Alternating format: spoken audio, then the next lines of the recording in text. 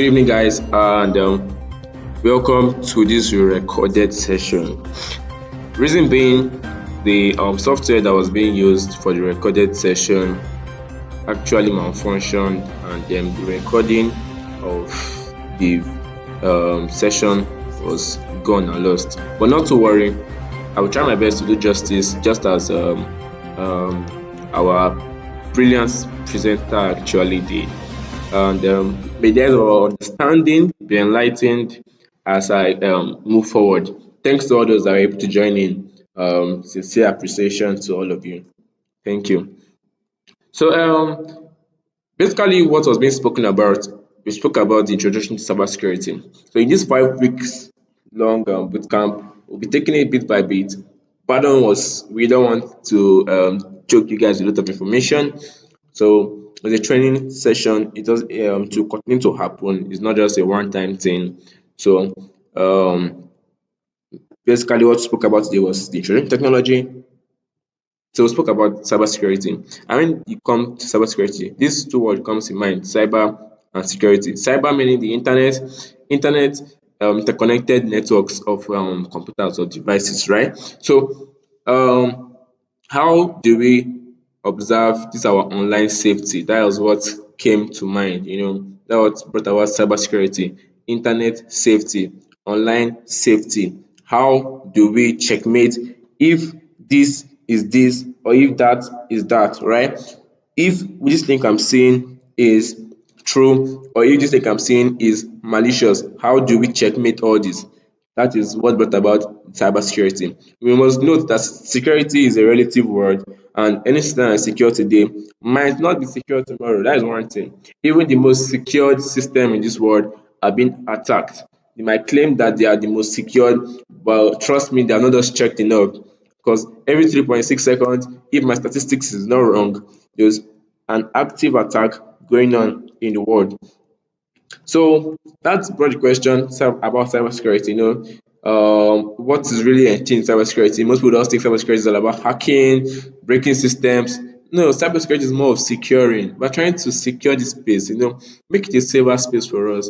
After the advent of COVID, there was a lot of outbreak of remote work, remote things, online things, it's actually brought a lot of questions to our mind. Cybersecurity, it has been a field that was long forgotten, but I would say COVID-19 actually brought a exponential shift to the way people need and view the need for cybersecurity. And it's very important that we understand this as we move on in this bootcamp. Understanding of the aspect of cybersecurity, be able to understand that okay, this system is this link is this, be able to checkmate what we're doing. Am I completely safe online? Because those are the questions that should come to our mind every day. So what are the ways forward? Abi dey whine me, you get that kind of thing. So sorry if you don't understand pidgin. So cybersecurity is actually the practice of defending computers, server, mobile devices, electronic devices and systems, networks and data from malicious attacks or attackers, right? So it is also known as information technology security or electronic information security, right? So the term actually applies in a variety of contexts that we have from business to mobile computing to cloud computing to app security and all that. And you can read more on that on this link presented to us. So the question comes to mind again: am I completely safe? And remember the explanation I gave about the outrage of remote activities going on and the need for secured password, because that is the basics of cybersecurity. Secured password, our online safety depends majorly on our passwords. Stop using weak password, I will say from now. Stop using weak password. They are very, very guessable. Stop using your pet name, stop using your girlfriend's name, stop using your boyfriend's name. That's if you have. Stop using your date of birth, stop using your child's date of birth, stop using your child's name, stop using your cousin's name, stop using your grandparents' name. All this we as cybersecurity experts, when we're performing an security audit, we can do our information gathering very well and ensure that we have all the information needed. That is the name, your pet's name, your grandparents' name, your father's name, your mother's name, your girlfriend's name, your boyfriend's name, and then brute force your login page, knowing your username, brute force your password, and then we are in, and then you'll be asking, how was my account hacked? How was my physical account hacked? You start crying up and down, but not knowing that you were the major cause of the whole incident. So we should checkmate all this and ensure that we're on the right track when dealing with our stuffs online, because the way you save online will decide how your information and all that are being prevented from attackers from being seen, sorry, from makings of information. So we have different areas of cybersecurity, and we have the technical aspect and the, I would say, non-technical aspect, even though I don't want to put it that way, but let's try and understand that, so that for the aid of explanation, I'll put it as technical and non-technical. So for the technical aspect, we have penetration testing, we have endpoint protection, we have network defense, and we have the administrative part of cybersecurity and all that.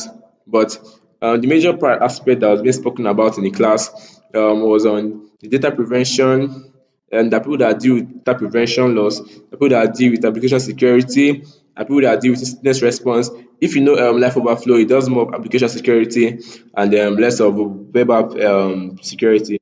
Um, and we have a lot of areas of cybersecurity that you can get your hand dirty on. We have data forensics, we have reverse engineering, we have malware reverse engineering, right? And we have the mobile app security, right? You can take any of these aspects. We have cloud security, like we all know. And so now looking at some common terms used in cybersecurity, we have encryption, and this encryption is the process of scrambling a message into specialized cryptography algorithm. To make it very easy for us, I'm sending a message ABC. What do? I encrypt it using I encrypt it into a ciphertext. So that 123 to an attacker trying to intercept the network between Bob and Alice, and that is Trudy. So Trudy, as an attacker trying to view from Bob and Alice communication, would get confused with what is actually going on. So what Trudy tries to do is try to decipher this text. And if he has the right key to decipher this text, it sees our message. If he doesn't, it sees gibberish, right? Or language that is not understandable or readable, right? So encryption, decryption, ciphertext. Encryption is the process of converting a plain text to a ciphertext, while decryption is the act of converting a ciphertext to a plain text. So you should note that. So digital forensics is a branch of the act and science of collecting, analyzing, and documenting and then presenting this digital evidence in the law court. There's a process of collecting. There's a process of um, isolating. There's a process of analyzing, and then there's a process of presenting this admissible evidence to the court and or to the jury. So the other aspect, cryptography, we have spoken about it. The act of the study of is actually the study of secure communication techniques that actually allows both the sender and the intended recipient of a message to view its content. So now, like we have all been waiting for cybersecurity hacking, right? So hacking and the type of hackers we have three major types. We have the white hats, that are those are the ethical hackers. We have the black hats, we'll call them crackers. We have the grey hats. From the time and ages, we have seen different generation of hackers. There were hackers that were hacktivists, that is people that hack for the freedom of other people, like we can see from Anonymous. And then we have the white hat hackers. These are people that are just basically to just secure, right? And then we have the grey attackers, people that want to secure, but they realize that okay, this organization or this company are not really paying attention to that security aspect. So what do? We test it, right? If you find a vulnerability, we try to exploit it, and then we try to report such vulnerability to the company, right? But that is without the permission of the company or the individual, and that is unethical and must not be noted, right, or be practiced. You must stick ethically because it actually pays to be ethical in what you're doing.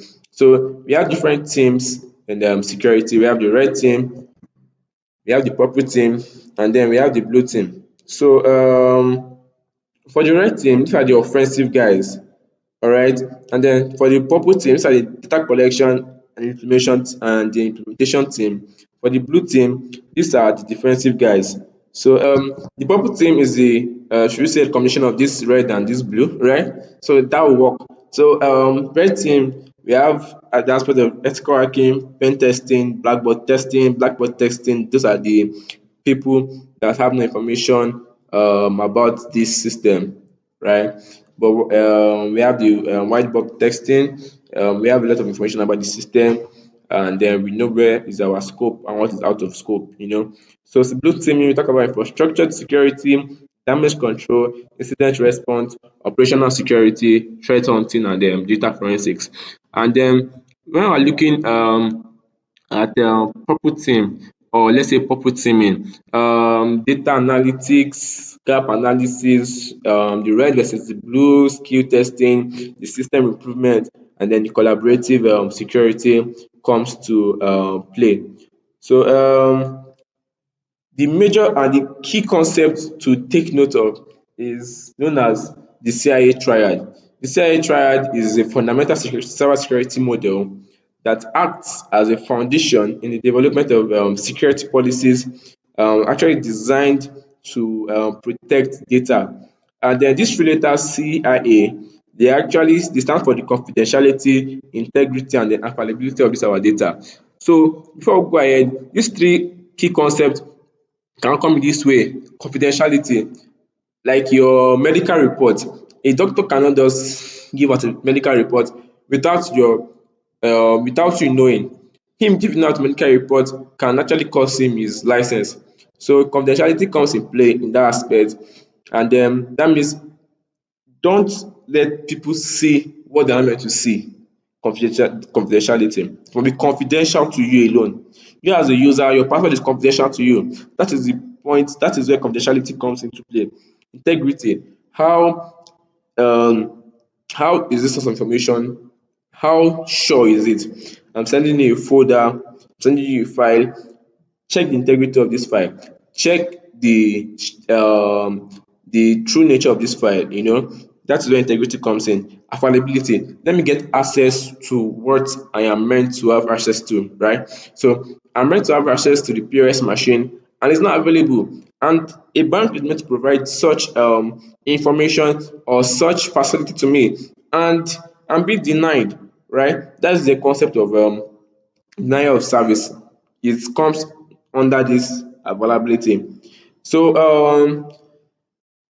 that being said, remember that this CI triad is made up of core tenets: confidentiality, integrity, and availability. Do not forget that. And effective protection of digital asset begins with the principle of this CIA triad. And all tenets are necessary for digital protection, and a security incidents for one of these issues for another. So a security incident for confidentiality would lead to the damage of someone's integrity, and then that vulnerability can actually be affected because if I have your password and then I log into you as a user, right? Integrity of any information that will be passed from me as a user has been altered, and then if it has been altered, me as the user doesn't have access to my data again because the attacker has already taken us over my whole network or system. So um, availability is being compromised over here, putting confidentiality into practice. So data encryption is actually one way to ensure confidentiality, and then that means that unauthorized users cannot retrieve data that is being passed one end to another. All right. So now let's put integrity into practice over here. Event log management within a security incident and event management system. Data. We must ensure that this our data integrity is put into place. must not just forget this aspect or this concept, right? So availability, employing a backup system and disaster recovery plan is essential for actually maintaining data availability. Storage or for data storage is one way in which organizations can actually increase attack concept and actually. So we must understand confidentiality, integrity, and then availability very well so that we are aware of the way these three come into place. So now let's look at attacks, concept, and then techniques. We have different type of ways in which these attacks can come into play. We have what we call the viruses, we have the Trojan horses, we have the worms, we have a lot of them. What are viruses? You may ask. A virus is malicious executable code that is attached to other executable files. So a virus needs to be executed for it to be able to perform its needed tasks, right?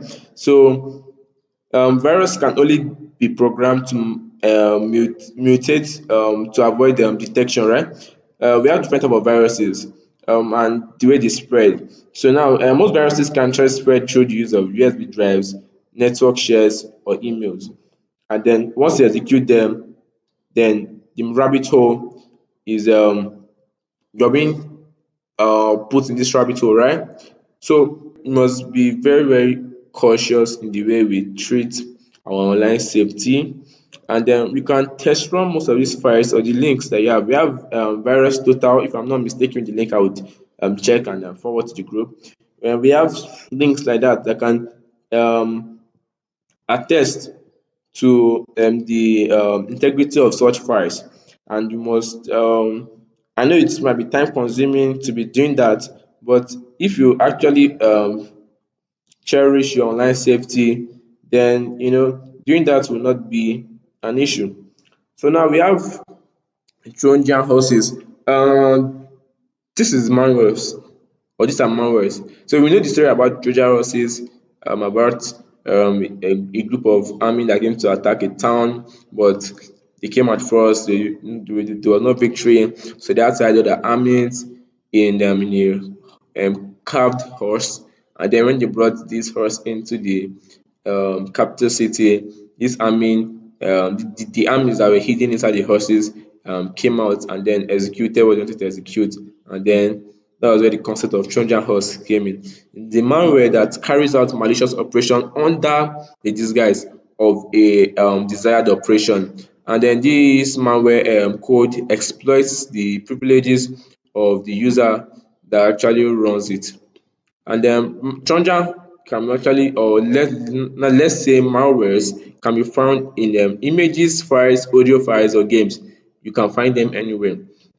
So now let's look at worms. So worms are malicious code that replicates themselves by independently exploiting vulnerabilities in networks. So when it comes to before we go ahead, when it comes to malware, we have fileless malware. Those are malwares that don't need to be attached to a file to execute or to perform the intent of what they are meant to do. And that must be noted. So now worms are malicious codes that actually replicate themselves by independently exploiting vulnerabilities in the networks. And worms usually slow down networks, whereas a virus requires a host, a host program to run, right? And then worms can actually run by themselves. Other than the initial infection, they no longer require user participation. So now let's look at other aspects. We have what they call social engineering, pretexting, tailgating, and we have the rest. So social engineering, how does it happen? I'm a user, you're my friend. Hey, what's up, guy? This can you just send me probably snap your driver's license to me? And your friend will be like, what do you need it for? You'll be like, don't you trust me again? I've been friends for the past 7 to 10 years. Ha ha ha. So you'll be like, he's my friend. You have been friends for close to 10 years. what can it possibly use my driver's license, my social security number for? And you just give him, and then you're like, okay, nothing will happen, right? Before you know, you see that probably has used your details for loan, and then you go back to the bank screaming, no, I did not do this. And you're thinking, who could possibly have done this to me? And then you say, we are bad guys, we are hackers. Why not know it's just a friend that just did social engineering on you know, or your friend, or you're a friend to probably a hacker that actually loves taking down systems and accounts. And I'm like, or you get to meet me that probably they hacked your Facebook account. I'm like, wow, what could have caused it? Like, I don't know. Can you help me hack the person back and do that? I'm like, bros, calm down. You know that kind of thing. I'm sorry if you don't understand pidgin. So, and then I'm like, okay, let me help you retrieve your account. Let's try to Facebook complaining this and that and that and that. And then we did that and Facebook did not reply us, probably because of our busy schedules and all that. And then I'm like, okay, let's try and create a new account. And then you're like, I should help you and do that. I'm like, are you for real? Okay, yeah. Give me your Gmail username and password. And then you give it to me, and then I help you set up your Facebook account. So now, what you just done is that you've opened a passage for me as an attacker to get access to your Gmail, and then to get access to your Google Photos, and then also to get access to your account, your Facebook account, your Instagram account that needs that some of them just need only your Gmail to actually verify that you're the user of this account. So please don't act stupid online. And sorry for using that word stupid, but it's very alarming the way people are being scammed nowadays. So that was that for social engineering. That is just manipulating of individuals to performing actions that they are not meant to perform. And pretexting, an attacker calls an individual, like for instance, if you watch DEFCON, you will see that social engineering bootcamp is very massive and mad. And if you follow Rachel Toback on Twitter, you would see the great insight she gives into social engineering. I learned a lot from her. If you're not following her, you should do well to follow her. You're being put into a boot to perform social engineering on big major Fortune 500 or Fortune 100 or Fortune 50 organizations. And I will not really want to go into details the way all those things are done, like qualification to DEFCON, finals, and all that. But you're being given list of clients to perform social engineering and get a lot of information from them. And then it's based off this information that you're able to gather from these organizations that you submit to the organizers of DEFCON that have been able to qualify you for the finals or not. So, for instance, I'm trying to contact, let's say, Microsoft. I'm like, okay, hi, I'm the CTO of the organization, and then I decide to change my voice. I'm like, hey, I'm the CTO, and we urgently need this information from you, and um, I'm just trying to speak to a scenario here. I don't know, it's not just coming to play. Pardon me. Name it on that situation. For instance, a person, and I use a voice changer. So I change my voice to be a female, and then I download probably a audio of a baby crying, probably from the internet, and then I play the audio of the baby crying, and then I call you. I'm like, hey, I'm so sorry, my husband actually left, traveled, and then he forgot to drop any money with us, and the baby is seriously crying. And then the attendant, probably being a female, that they're very compassionate, or they have compassion for children, and like, when did you leave? Like, you left today, this and that and that and that. I don't know if you could give us his details. I'm able to order some things online, and then you're being so emotional about it. The baby is crying. Me as a user, I'll be like, okay, this is it. This is the card details. This is the spin. This is this, and then this information is able to gather. I've captured you as a user. So that is that for what is, and I don't know. Probably found my job funny. If you not, yeah, I know it's boring. So key information I need to note: we have access, we have assets, we have attacks, controls, exploits. And when it comes to risks and vulnerability, there are a lot of things that comes to mind. Something that is a risk might not be a vulnerability, right? There was a thin line between risk and vulnerability. Risk is it might happen or it might not happen. Vulnerability is there was a weakness, there was a fault in this system that needs to be patched urgently. You know, exposure, a state of being exposed when the vulnerability exists. Loss, an instance of information, assets suffering damage. Assets, these are the resources that need to be protected. Workstation, server, network devices. We all know this guy is well known everywhere, probably all over the world for the cybercrime he does. You know, it's not a one-man thing. He has a team, and that must be noted, right? But is the only one. I think is mostly the person that flaunts his riches, Rolls Royce, his riches, his expensive lifestyle, right? And is one very person we can use as example as of a good social engineer, right? That is in a bad way. So, what do? We learn from people like this, but we use it for the good method or for the good way or for a good will or for a good purpose. And cybercrime is a crime that actually involves a computer and a network, and the computer may have been used in the commission of a crime, or it may be the target crime. So cybercrime is just performing internet crime. We have a report that was published 2014 that estimated that annually the damage cost to the global economy was 444 billion dollars. Like that is just mind blowing to me as a person. $444 billion, approximately 1.5 billion dollar was lost in 2012, and the rate at which it is growing is exponential. Like it's growing, not even double, not even triple, like times six, times seven, who knows? So we must note all this as part of the introduction in cybersecurity. We're trying to enlighten you into online safety. So with traditional crime reducing, the global community continues to witness a growth in cybercrime, and the computer crime encompasses a broad range of activities from financial crime to scams through cyber sex trafficking and the fraud and all that. We can see them there a lot. So altering is an unauthorized way, and this requires little technical expertise, and is a common form of theft by employees or by entering unauthorized instruction or using unauthorized processes.